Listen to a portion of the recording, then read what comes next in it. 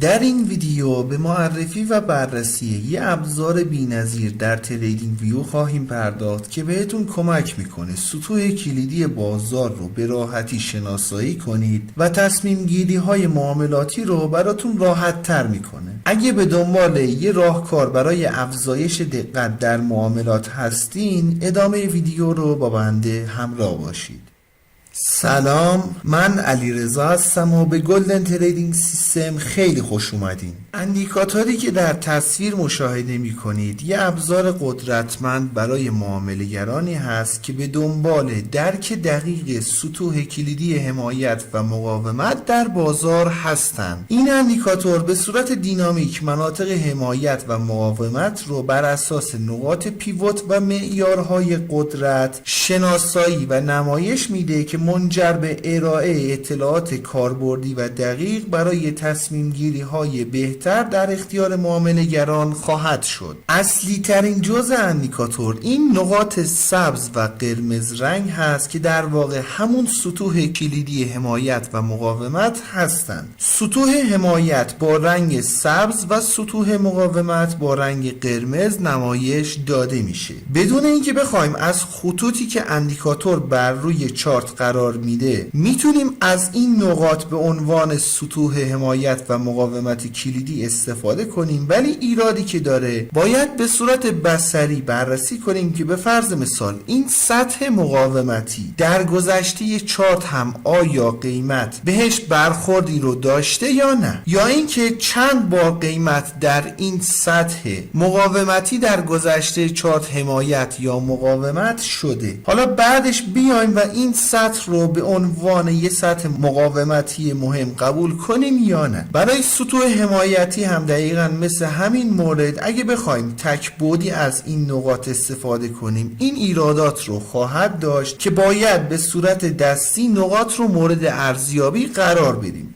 ولی اندیکاتور با توجه به یه سری پارامترهای مهم که در ادامه ویدیو بهش میپردازیم میاد و این سطوح رو اعتبار دهی میکنه و مهمترین سطوح حمایت و مقاومت رو با یه خط افقی بر روی چارت نمایش میده. سطوح حمایتی رو با رنگ سبز و سطوح مقاومتی رو با رنگ قرمز نمایش میده. اگه دقت کنید یه عدد و درصد هم در کنار این سطوح اندیکاتور نمایش میده. عددی که نوشته شده همون قیمت مربوط به سطوح حمایت یا مقاومت هست. درصدی که نوشته میشه میزان فاصله قیمت از این سطوح رو با درصد داره نمایش میده. به فرض مثال اگه دقت کنید این سطح حمایتی که به قیمت نزدیکتر هست عددش حدود 0.8% داره نمایش میده، ولی این سطح که مقداری از قیمت فاصله داره عددش رو 66% نمایش میده و با آپدیت قیمت به صورت لحظه‌ای این درصد کم یا زیاد میشه. بنابراین علاوه بر نقاطی که اندیکاتور بر روی چارت قرار میده از این خطوط هم میتونید برای شناسایی نقاط حمایت و مقاومت استفاده کنید که البته این سطوح دو مزیت مهم رو دارن. اول اینکه خودش بر اساس پارامترهایی که قابل تنظیم هست معتبرترین سطوح رو شناسایی میکنه و در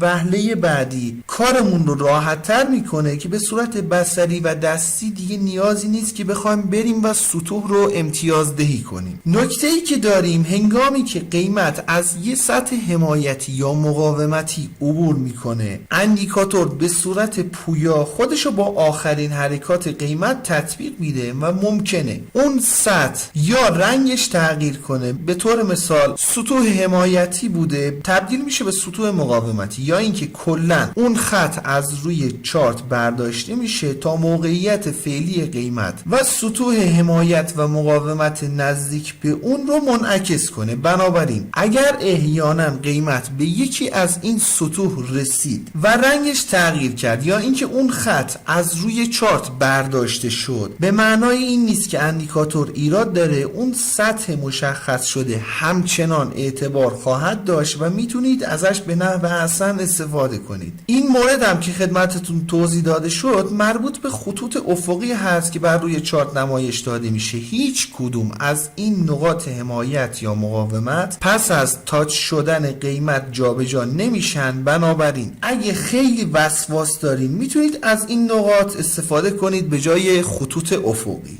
برای انداختن اندیکاتور روی چارت باید وارد سربرگ ایندیکیتورز بشیم. در تب سرچ بار عبارت ساپورت رزیستنس استرنگث رو وارد کنیم. این اندیکاتور هست که توسط یو الگو طراحی شده. قبل از اینکه بخوایم به قسمت تنظیمات اندیکاتور بپردازیم میخوام ازتون درخواست کنم که اگر فکر میکنید اندیکاتور یا ویدیو مناسب هست لطفاً ویدیو رو لایک کنید. اگرم دوست دارین با جدیدترین ابزارها آشنا بشین و نحوه کار باهاشون رو یاد بگیرین پیشنهاد میکنم کانال خودتون کانال گلدن تریدینگ سیستم رو سابسکرایب کنید و علامت زنگوله رو هم بزنید تا به محض انتشار ویدیوی جدید بهتون اطلاع داده بشه. بسیار خوب، گزینه اول دوستان مربوط به شناسایی این سطوح حمایت و مقاومت هست که به صورت نقطه بر روی چارت قرار داده میشه. عدد بالاتری قرار بدین سطوح حمایت و مقاومت رو در بلند مدت بررسی و شناسایی میکنه و قاعدتاً سطوحی که شناسایی میشه اعتبار بالاتری خواهند داشت. عدد پایینتری قرار داده بشه اندیکاتور سطوح حمایت و مقاومت رو در کوتاه مدت بررسی میکنه و حساسیت اندیکاتور نسبت به تغییرات قیمت بالاتر خواهد رفت. گزینه بعدی متاسفانه توضیحات مناسبی در رابطه باهاش داده نشده و عملکردش مجهول هست. گزینه تایپ آف چنل اندیکاتور این سطوح افقی حمایت و مقاومت رو بر اساس